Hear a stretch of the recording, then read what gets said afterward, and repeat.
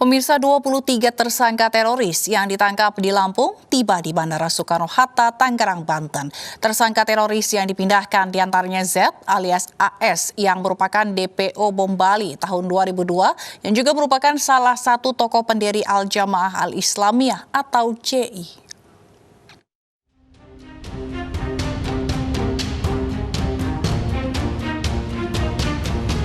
Sebanyak 23 teroris Jamaah Islamiyah tiba di Bandara Soekarno-Hatta Rabu siang. 23 tersangka dipindahkan ke Makobrimob Depok dengan pengawalan ketat tim Densus 88. Tim Densus 88 menangkap 23 tersangka teroris jaringan Jamaah Islamiyah JI di Lampung.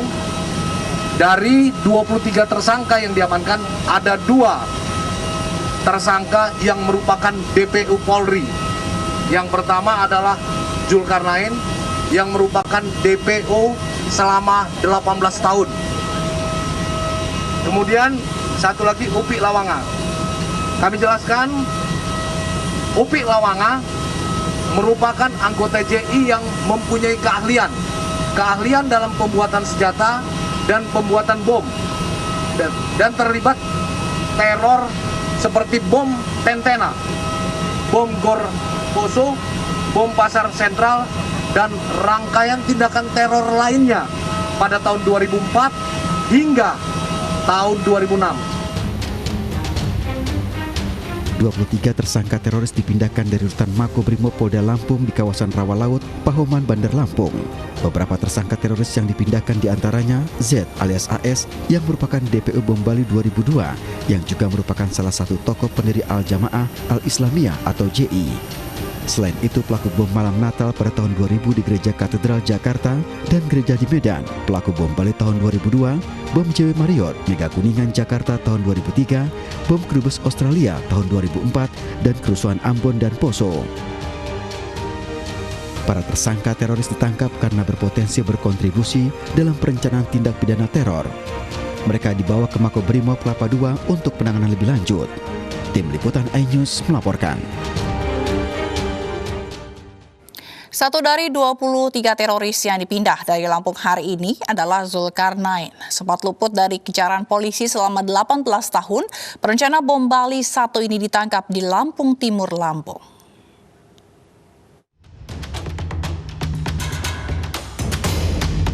Pasca bom Bali 1 pada 12 Oktober 2002, terduga perancang bom Bali Zulkarnain luput dari kejaran polisi. Zulkarnain hidup berpindah-pindah tempat dan menjadi buronan polisi selama 18 tahun.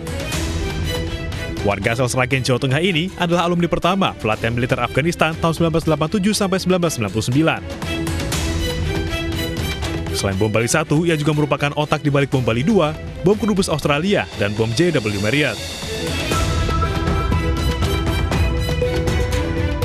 Densus 88 anti teror Mabes Polri yang telah melakukan penangkapan terhadap salah seorang DPO, yaitu adalah tersangka Z alias AS yang selama ini adalah menjadi target pencarian, di mana DPO itu sudah dipersiapkan atau sudah dicari dari mulai tahun 2017, dan memang ini adalah diduga adalah pelaku daripada tersangka bom Bali 1. Selain Zulkarnain, polisi juga menangkap 22 orang lainnya yang diduga melancarkan aksi terorisme di beberapa wilayah di Indonesia.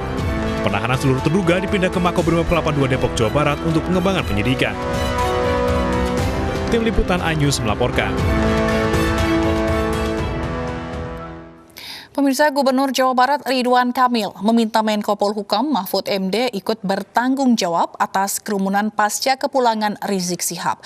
Namun Mahfud berdalih bahwa diskresi yang diberikan pemerintah hanya terkait kepulangan Rizik, bukan acara-acara lainnya yang menimbulkan kerumunan.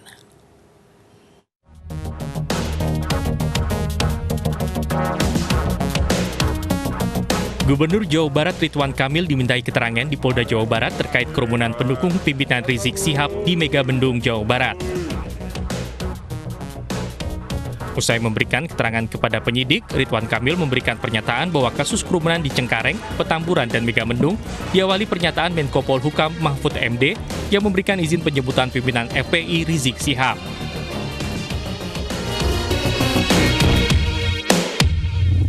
Iya, jadi poin saya jangan hanya kepala daerah yang dapat dampak-dampaknya, suruh mengklarifikasi. Penanggung jawab di pusat, khususnya Pak Mahfud sebagai Menko Polhukam, itu kan statementnya ada di media, tuh. Justru awalnya dari situ menimbulkan tafsir-tafsir hukum. Ya. Tapi intinya, menurut saya kita harus menghormati hukum tata nilai yang menjadi dasar kita sebagai bangsa yang beradab, kira-kira begitu. Maka saya ingin memberi contoh, saya pun hadir ya, memberikan jawaban pertanyaan.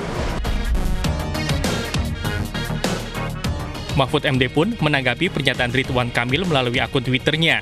Ia menjelaskan pemerintah hanya memberikan diskresi seputar penjemputan, pengamanan, dan pengantaran dari Bandara Suta menuju Petamburan, bukan untuk acara lain yang menimbulkan kerumunan.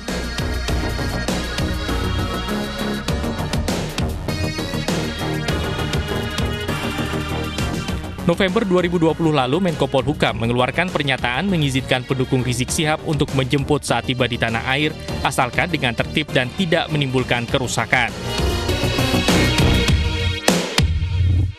Ya, pemerintah biasa membuat pengamanan secara reguler. Kalau diperkirakan ada kumpulan massa, maka pengamanannya begini. Yang penting jangan membuat kerusuhan. Karena Habib Rizik itu mau pulang dengan revolusi akhlak. Nah, kalau membuat kerusakan itu berarti bukan pengikutnya Habib Rizik, kita sikat.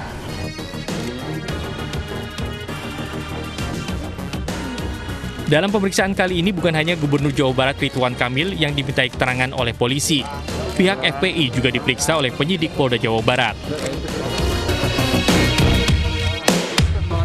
Berapa orang? 2 orang. 3 orang siapa aja? 2 orang. Itu Lumsin sama Ustadz Asep. Saksi. Untuk saksi. Gagasannya ini klarifikasi aja, Pak ya? Pemeriksaan sebagai saksi. Oke ya. Pimpinan FPI Rizik Syihab menjadi tersangka kasus penghasutan kerumunan di Petamburan, Jakarta Pusat. Rizik Syihab ditahan sejak 13 Desember 2020 dini hari di rutan Polda Metro Jaya. Tim Liputan iNews melaporkan.